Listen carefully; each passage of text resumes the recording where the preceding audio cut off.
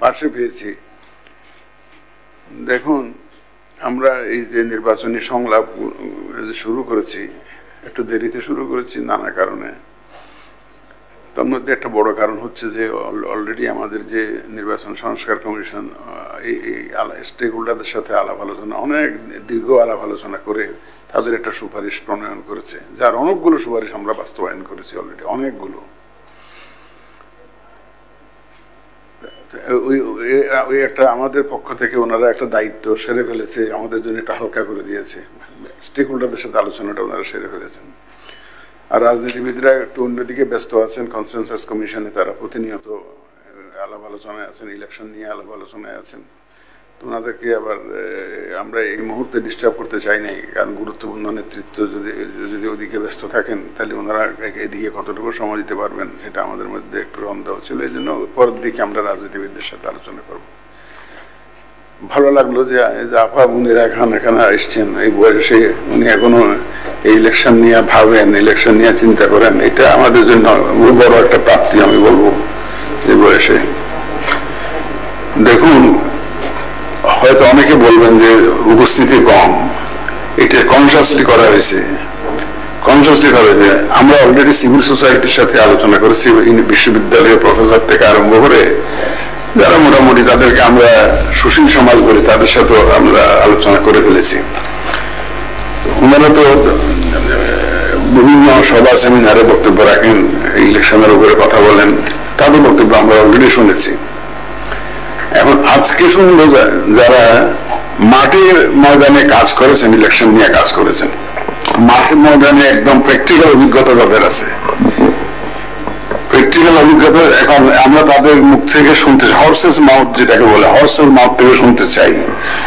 শুধু কিভাবে আমরা একটা সুন্দর ক্রেডিবল নির্বাচন জাতিকে উপহার দেব সেটা নয়, কিভাবে জালিয়াতি করা যায় সেই অভিজ্ঞতা আপনাদের অনেকের আছে, আর আপনারা অনেক দীর্ঘদিন চাকরি করেছেন।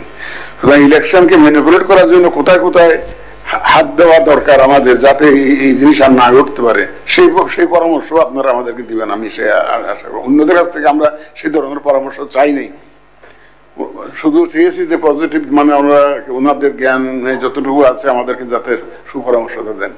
যেহেতু আপনারা এখানে প্র্যাকটিক্যালি জড়িত ছিলেন, ইউ নো বেটার দেন আস যে কোথায় কোথায় গ্যাপসটা থাকে, যেখান দিয়ে ইলেকশন ম্যানিপুলেট করার সুযোগ থাকে, ওই গ্যাপস গুলো যাতে আমরা বন্ধ করতে পারি, এই পরামর্শ আপনাদের কাছ থেকে আমরা চাইব, অন্যান্য পরামর্শ পাশাপাশি।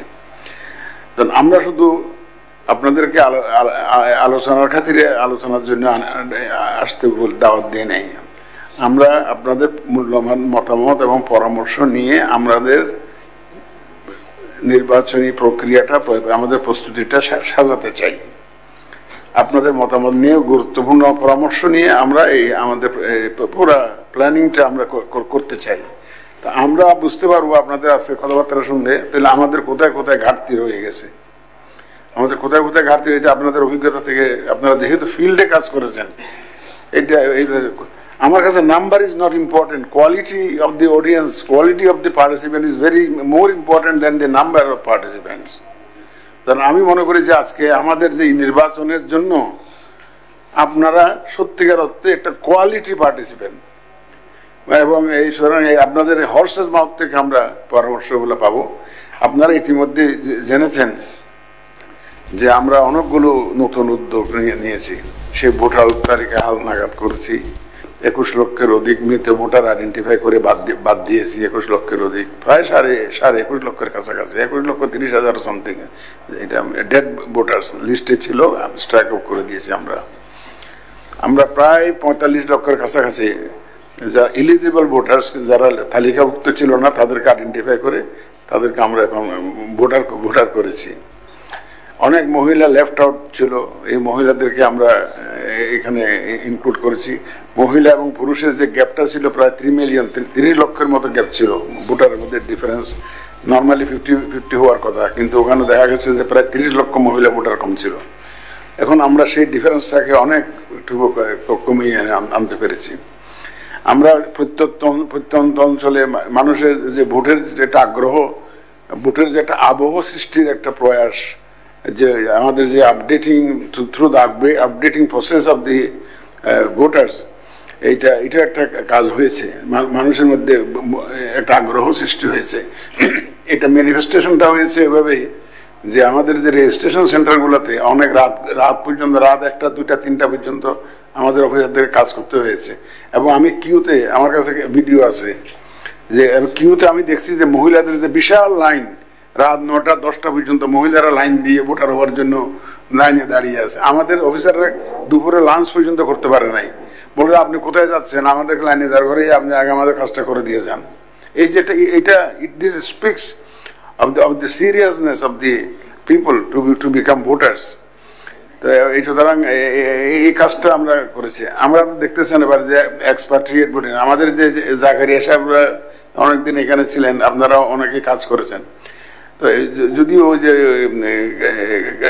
কাজের গরু খাতায় আছে, গোয়ালে নাই, তো সেরকম খাতায় ছিল পোস্টাল ব্যালট, কিন্তু ইট ওয়াজ নেভার ইমপ্লিমেন্টেড। আমাদের প্রবাসীরা ভোট দিতে চান, ভোট দিতে আগ্রহী, এরা রিমিটেন্স যোদ্ধা বলে অনেকেই।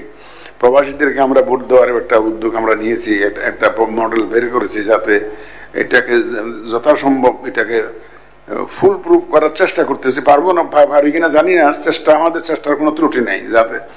এবং এটা একটা লাক্সই একটা অপশন আমরা বের করেছি আমাদের বিশেষজ্ঞদের সহযোগিতায়, বিভিন্ন university like Dhaka university, BUET, তারপর MIST এবং বিদেশি আমাদের IFS, UNDP সব এক্সপার্টদের সাথে আলোচনা করে একটা হাইব্রিড মডেল আমরা দাঁড় করিয়েছি। এটা IT সাপোর্টেড পোস্টাল ব্যালট, শুধু রেজিস্ট্রেশন পোর্শনটা আমরা IT ইউজ করে করব এক্সপার্টদের জন্য। এবং যারা ভোটিং প্রসেসে জড়িত থাকেন, ইনভলভ থাকেন, প্রায় অ্যাবাউট 1 মিলিয়ন অফিসিয়ালস থাকেন, তারা তো ভোট দিতে পারেন না। এবার তাদেরকেও আমরা ইনশাল্লাহ ভোটের আওতায় আনবো। মোটামুটি আইনের আওতায় যারা যারা আছে, হাজতে যারা থাকে, তারপরে আপনার যে আমাদের গভর্নমেন্ট অফিসিয়ালস যারা পোস্টেড নিজের বাড়ি থেকে, যেখানে ভোটার সেইখানে থেকে অনেক দূরে হয়তো পোস্টিং আছে, সরকারি কাজে ব্যস্ত থাকে, তাদেরকেও যাতে এই পোস্টাল ব্যালটে ভোট দিতে পারে সেই ব্যবস্থাটা আমরা নিয়েছি। তাহলে আমরা মোটামুটি অনেকগুলো নতুন ইনিশিয়েটিভ নিয়েছি।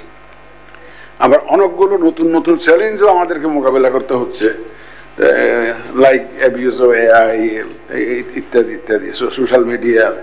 আগে যখন যে আপনারা যে 7টা নির্বাচন করেছেন, একজন বলেছেন 91 সালে তো আর এই সোশ্যাল মিডিয়ার এই দৌরাত্ম্য ছিল না, দৌরাত্ম্যের জন্য অ্যাবিউজ অফ AI ছিল না। এখন আমাদের জন্য নিত্য নতুন চ্যালেঞ্জ এসে উপস্থিত হয়েছে।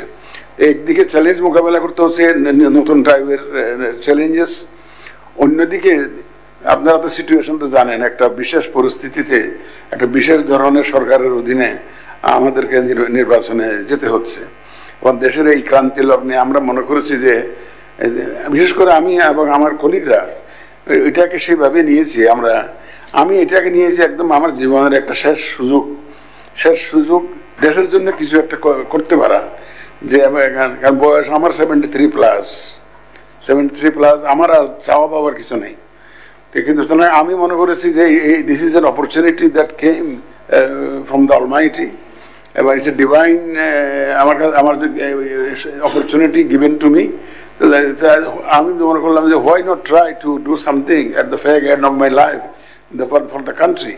আমি এটাকে একদম সেইভাবে নিয়েছি, একদম সেইভাবে নিয়েছি। এবং আমার কমিটমেন্টও তাই, আমার পুরা IC কমিটমেন্টও তাই, একটা সুন্দর গ্রহণযোগ্য স্বচ্ছ একটা নির্বাচন জাতিকে উপহার দেওয়া। এখানে সবার সহযোগিতা লাগবে, IC একার পক্ষে সম্ভব না, আপনারা ভালো জানেন, আপনারা IC-তে কাজ করেছেন, ভালো IC একার পক্ষে সম্ভব না।